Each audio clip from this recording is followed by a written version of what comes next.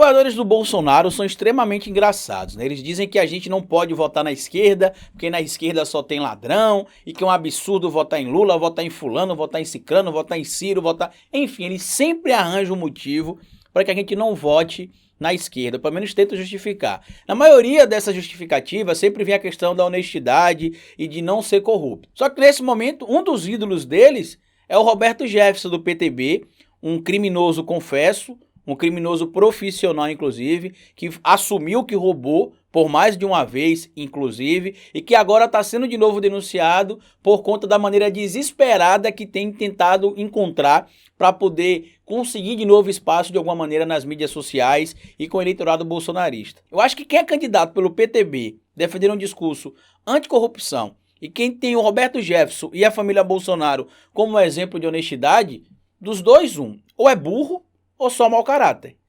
Bora pro vídeo.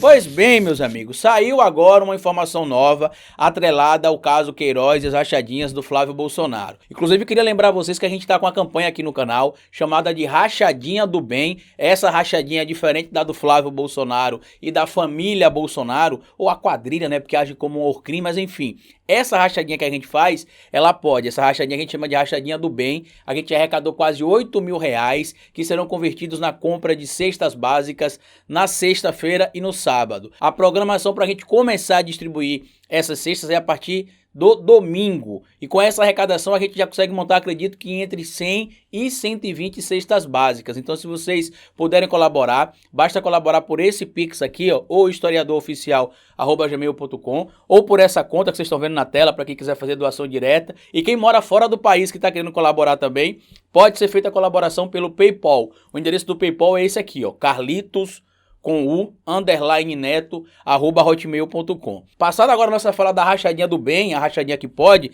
vamos falar do esquema do Flávio Bolsonaro, né? O esquema do Flávio Bolsonaro. No esquema do Flávio Bolsonaro, como a gente sabe, que apesar de a gente estar falando que é um esquema do Flávio Bolsonaro, do gabinete dele, segundo informações inclusive constantes em relatórios do próprio Ministério Público, na denúncia do esquema de rachadinha, não era apenas no escritório do Flávio Bolsonaro, no gabinete do ex-deputado estadual, que acontecia esquema não. Isso já era algo que vinha se ramificando desde o chefe da quadrilha, o presidente Jair Messias Bolsonaro, que ensinou os filhos como serem ladrões também. Tanto que até o filho mais novo dele, o filho homem mais novo, o Jair Renan, já entrou pro clube também dos ladrões e vacilões.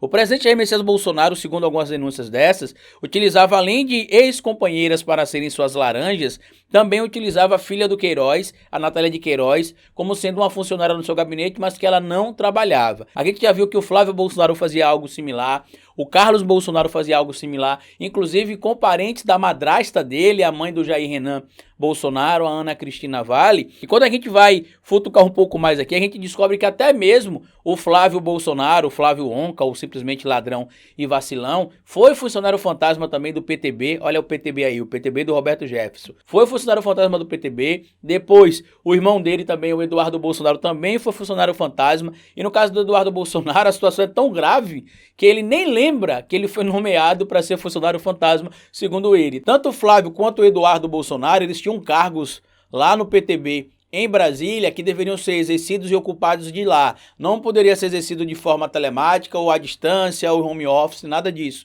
E enquanto eles estavam nomeados lá, primeiro o Flávio e depois o Eduardo, o Flávio, além de estudar, estagiava, em período que ele deveria estar em Brasília. E depois o Eduardo Bolsonaro, mais ou menos a mesma coisa. Foi nomeado para um cargo também lá pelo PTB do Roberto Jefferson, criminoso, confesso, ladrão profissional, tá?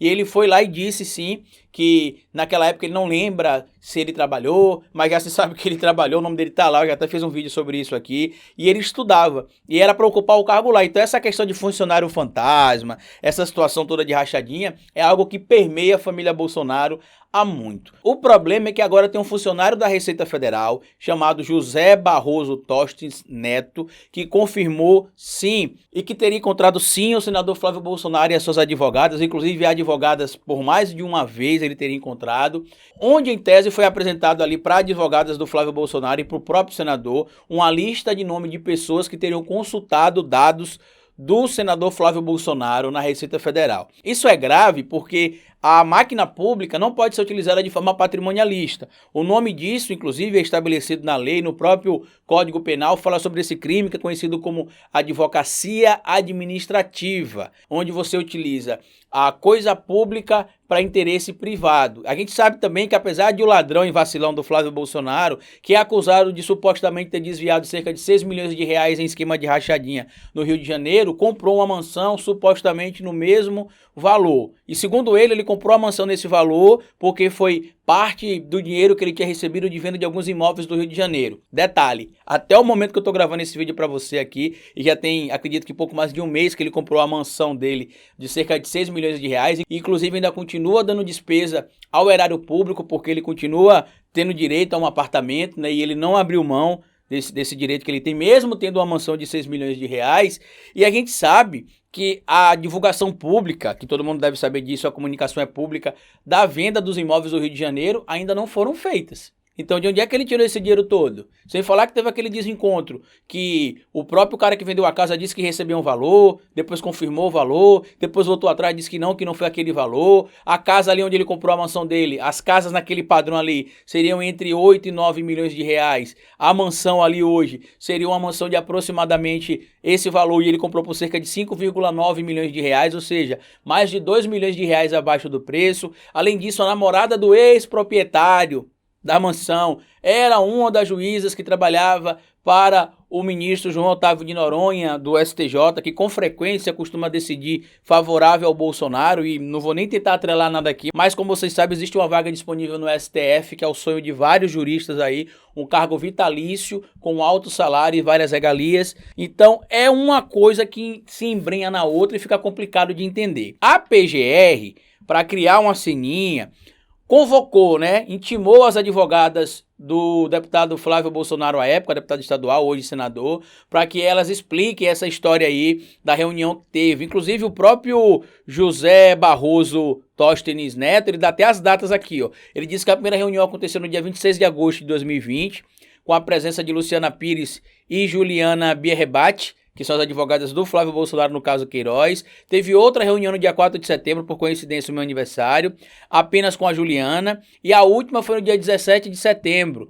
Contou com a Luciana e com o Flávio Bolsonaro nesta ocasião. E lá, segundo o Tóstenes Neto, foi apresentado para ele uma lista com o nome de pessoas que teriam acessado o perfil do senador Flávio Bolsonaro na Receita Federal, porque a defesa do Flávio Bolsonaro alega que a COAF fez uma devassidão na vida financeira do Flávio Bolsonaro de forma ilegal, e a gente sabe que essa informação não só não é verdadeira, como é descaradamente mentirosa. E como eu disse para vocês, a PGR intimou as advogadas do Flávio Bolsonaro, lembrando que o Frederico Assef, que tinha deixado o caso, porque o Queiroz chegou na casa dele voando, mas a gente não viu asas no Queiroz, como diria a música lá do filho do Bruno, e ele já voltou agora a trabalhar de novo no caso do Flávio Bolsonaro. Ou seja, o cara é ladrão e não tem vergonha de esconder. Por isso que a gente brinca aqui dizendo que o Flávio Bolsonaro é ladrão e vacilão. Porque ele não esconde, ele não faz questão de esconder que ele rouba na cara dura, ou pelo menos que o nome dele está atrelado a esquemas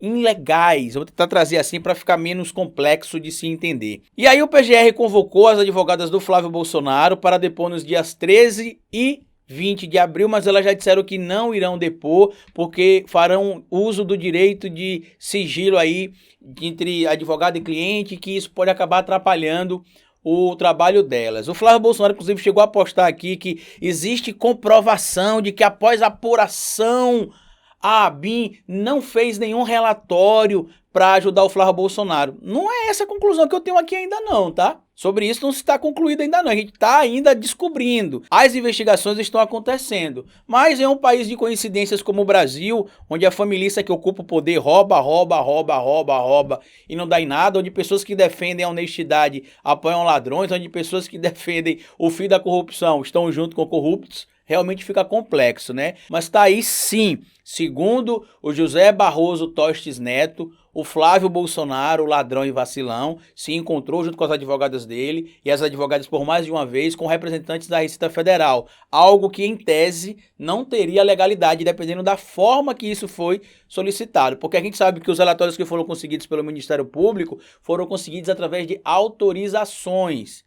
Ok? Então pensem bastante nisso, compartilhe esse vídeo, se inscreva no canal, deixa like para que esse vídeo seja impulsionado aqui na plataforma. Se puder e quiser colaborar com o nosso trabalho, aqui embaixo tem um botão do Seja Membro, onde você pode colaborar a partir de R$ 7,99. E na descrição do vídeo tem um link do nosso Apoia-se que você pode colaborar a partir de R$ 5,00. Eu tenho uma boa notícia para vocês também, que o nosso estúdio do podcast, enfim, ficou pronto. E possivelmente hoje já teremos alguma coisa lá. Se não hoje, mas na sexta-feira de certeza. No mais, como eu sempre digo para vocês aqui no final do vídeo, cabeça vazia e oficina para Bolsonaro.